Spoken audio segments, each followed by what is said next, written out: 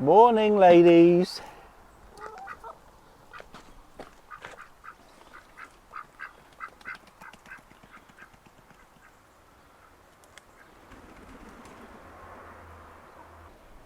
Hi, welcome back to Garden on the Moors. It's the start of October and we're in autumn proper now. So it's time to take a good look around the garden and see what's happening.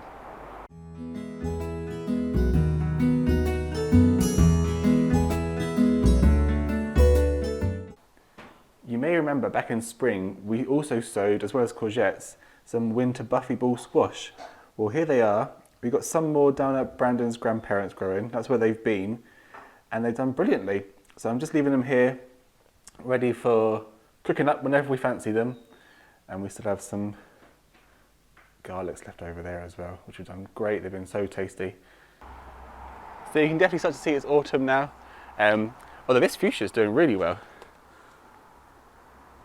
Coming out in lovely flowers. I do need to keep on top of it because sometimes little mice and things like to climb up the fuchsia and get to the bird feeders. So I do need to keep trimming it back, but it's quite nice at the minute. And then we've got another Nymphophia there, flowering away. This rose has been going on since May, still flowering, which is amazing. And then all the other little plants are doing really well in here as well. This cosmos has put out lots of new growth. I'm not sure if you can, but I'd like to take some cuttings from this because, you know, that'd be fun to try. I have to look and see if you can actually take cuttings from cosmos. I'm not too sure. Oh, there's another sign of autumn. Daddy long legs. So this is the chocolate cosmos. A lovely, lovely colour and smells just like a hot chocolate. Most of the seedlings here are either given away to friends, family, or put out, but there's a few left. So I'll see if I can find some space for them. This fig has done really well. This fig had a tantrum. It put out a little fruit there, and then all of its leaves browned up, a bit like that one, and dropped. I'm not too worried because obviously it's autumn anyways, but it would be nice to know why it done it because you know, the other one hasn't. But they are due to be potted on, so I'll do that at some point over winter when they're resting up. Okay, let's take a look at the greenhouse in October. Still lots going on in here. Lots of tomatoes still trying to ripen. These have been absolutely delicious. These are our last ones now.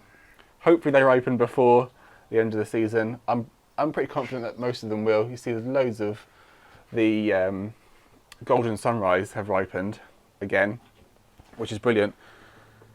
We put out a video, well these are actually from saved seed from last year. I put out a video on how to do it. But so basically, these yellow ones, their parents grew in this greenhouse last year. How amazing is that? I think it's just wicked. So, and they've done brilliantly well. They've come true and they've been absolutely delicious. The peppers are properly ripening up now. They've got a lovely, gorgeous red colour. I tell you what, this is a nice one here. See the colour of that. So I'll leave that go a bit longer and then it'll be a lovely red sweet pepper. The padrons are still hanging on in there, but the stars of the show at the minute really are these peppers. I think these were habaneros. Yeah, habaneros, and they're all starting to ripen up now. Oops, excuse me. They're absolutely delicious, but they're so spicy. So a bit too spicy for us to have too many of. So I'm just basically putting one in each, you know, sort of curry or anything like that. And that's pretty much about the right level of heat then. And we've got so many that what I'll do is freeze them once they've ripened. But this is pretty brilliant. You know, they had quite a slow start, but they're kicking off now, which is great. So yeah, really happy with them. And then a load of the tomatoes I've actually just frozen. Hello. A load of the tomatoes are frozen because we had a huge glut. And then what I'll do with them is just sort of treat them like a tin tomato and just chuck them in whatever I'm doing, and they'll then cook down and release all of the you know, juices and that sort of thing. But these have done absolutely brilliantly, all of them. I'm really happy with these. And then just down here, I'm getting me cuttings on the grow. So these are some salvia cuttings that I took. I guess that one's rooted because it's put out a little flower, or trying to put out a flower. I'll give them a bit longer before I pop them on, but they've been really happy in there. The other week I took some pelargonium cuttings. Again, these have done really well and put out these leaves. So that one did have that leaf, but most of them looked a bit like this one, whereas now they've all put out leaves, which is brilliant. So hopefully they've struck and will hopefully take. These rosemary cuttings have done well, but they're a bit slow really compared to others. But the lobelia cuttings I've brought inside now so that they're well protected in case we do get a frost. And then some of the other salvia cuttings I took from earlier, which have done quite nicely. And then I have taken some strawberry cuttings from the runners. Hopefully these will take. I tried, keeping them in the little pots next to the plants, but the trouble is with the chickens, they just knock them over. So we've got to try this method. You got your ball, mate? Well, you can get it. So yeah, that's really exciting, and these will stay here over winter. And then just behind them, I've got my garlics, which are ready to go out. We'll see where they're going in just a moment. And then in here, I've got some sweet pea pods, which I'm going to save the seeds of, and I'll sow these hopefully in October if they're ripe and ready. And then this isn't a sponsored video, but I've got some daffodils in there. They are really good company, in fairness, good quality bulbs.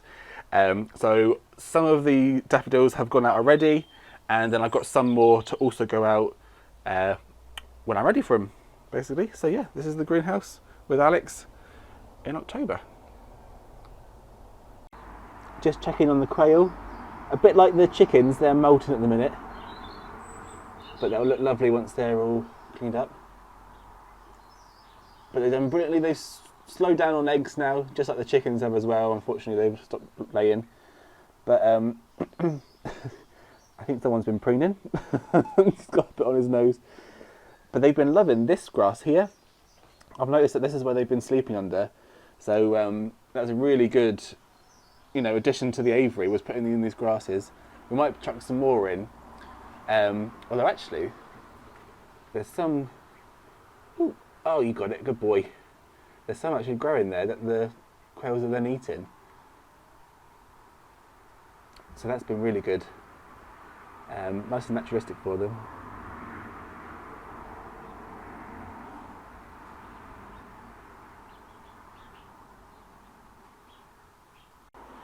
The rhubarb is dying down gradually now, which is perfect. It's exactly what it should be doing this time of year. Taking all that good energy from its leaves, putting it into the crowns, and then that will mean that next spring we'll hopefully have some lovely rhubarb to pick and eat, which will be fabulous. Just to the side, we've got the apples, sorry, the apple tree. The apples didn't really grow any bigger than what you saw last month, and then they all just dropped off. So a bit of a fail for it this year. But what I'm going to do is, it's a bit lanky, if I just step back, it's quite lanky at the minute. So what I'm going to do in late winter, I know, talking about late winter already, but my Christ, is cut these right back down to a good point, and that will hopefully make it a bit more bushy and put a bit more strength into it. But it has got lots of these sorts of buds on it, which is really good. Pretty sure these are spurs. But so yeah, all these I'm going to take right down and try and make it a bit more condensed, and hopefully it will send out nice new growth and be a bit more bushy.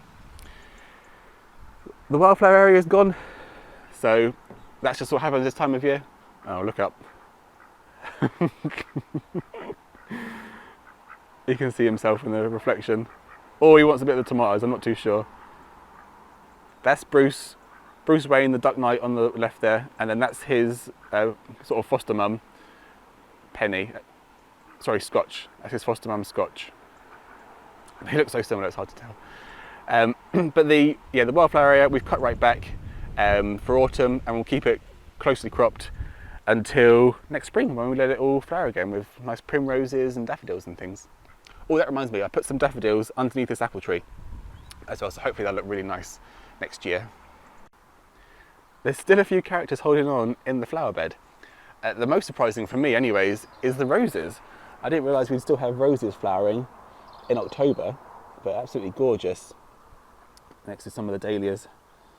Another one of those roses there. And then just to the side, obviously we're letting things die back now to put their energy back into the roots. So we've got this Rebecca, which actually looks quite nice dying back, nice and autumnal. Further around we've got another dahlia there. The real beacons have been the Kelvin floodlight dahlias, which is this one here. So these are the ones that I will protect. I'll dig them up. These dahlias were quite happy last year, including this pom-pom one. But what I'll do is my sort of favourite ones. So the Kelvin floodlight there, and then we've got a Café au lait royal coming out just there. I will dig those up and protect them from the worst of the winter. They should keep flowering until the first frosts. But I mean, last year we had 2 frosts and they weren't particularly strong ones. But I mean, the year before, and that's probably why the dahlias did fine that I left in the ground. But the year before that, we had a solid week where the ground didn't thaw. It completely froze over and that was it. So do need to be careful still. So I'm going to protect my favourite ones. So these are some of the foxgloves that I planted. They're doing all right, settling in quite nicely. And I've also planted lots of daffodils in any of the gaps. So hopefully they'll come up, well, they should come up next spring. So this is the salvia flowering. Gorgeous, gorgeous flowers, the salvia amistad. And that's where all the cuttings have come from. So yeah, I'm quite happy actually that we've got so many flowers still going now that we're, you know, properly in autumn really. The best bit for me, however, is the veg patch. Really happy with this. So starting from the left, we have some gorgeous turnips. This is snowball turnip. It's done really well. So obviously likes our conditions. So hopefully they'll taste really nice. I'm sure they will. Got these from the garden centre as plants this year, but what I'm going to do next year is grow them from seed because I've been really happy with how they've done and that we will get loads more. I've mulched from here all the way along up to the leeks so far. And that will mean that this ground is ready for garlics. So I'm going to be planting them in the next week or two and hopefully get some overwintering onions as well to go in. But the priority is going to be the garlics because they are best when they've had a good cold winter to go through to split the bulbs into nice cloves. So that should be a video coming up soon. The chard have done really well. I'm leaving them just to grow at the minute because, you know, I need to put on some strength for winter and then we'll be able to use them, hopefully like spinach, in the winter. The Swedes have been so impressive. You know, just brilliant. I'm definitely going to grow more of these next year. All down the line. They're a bit, what's the word? Covered up because of the mulch I've put down, but they are really looking good. So I'm really happy with them. And these leeks are just beautiful. See the colour of the leaves. This is the Northern Lights leeks, which hopefully isn't just style over substance, but we'll see. I'm sure they'll taste just fine. But usually we grow Musselburgh, but these are now starting to chunk up as well. So we'll be able to start picking them. Usually we'd pick leeks from about end of October, November time. So we'll have to see about those. This random chard, which I didn't sow, I promise you, must have just been in the carrot packet or something, has done really well. And we should really be eating that, to be honest. So we did have carrots in here. Absolutely wonderful they were. All really tasty, and they've all gone, they've all been eaten now. But we still have got some carrots under the cloth here. This row is looking pretty good. This row is a bit small, so we may not get much out of them. And then last in the veg patch is the courgettes. Now, I have been leaving them to see if they're going to do anything else, but there's fruit on here which just hasn't done anything in weeks. It hasn't grown any bigger, it hasn't done anything, so I think it is time to just pull these out now, and then I'll then be able to finish mulching up to the end of what I've already got. And then over winter, I'm extending the veg patch into take out all these nettles. It looks pretty bad at the minute, but actually if you've got some gloves and some sleeves on, nettles are really easy to dig up. So, but I'm going to extend this veg patch all the way up to, there's a little path here, there was, and that's where I'll go. And then eventually also in front down there. So that's the plan for the veg patch, but yeah, really happy with what we've got at the minute. There we are. I hope you enjoyed the video. If you did, please give a big thumbs up and subscribe for more, and we'll see you again next time. Cheers.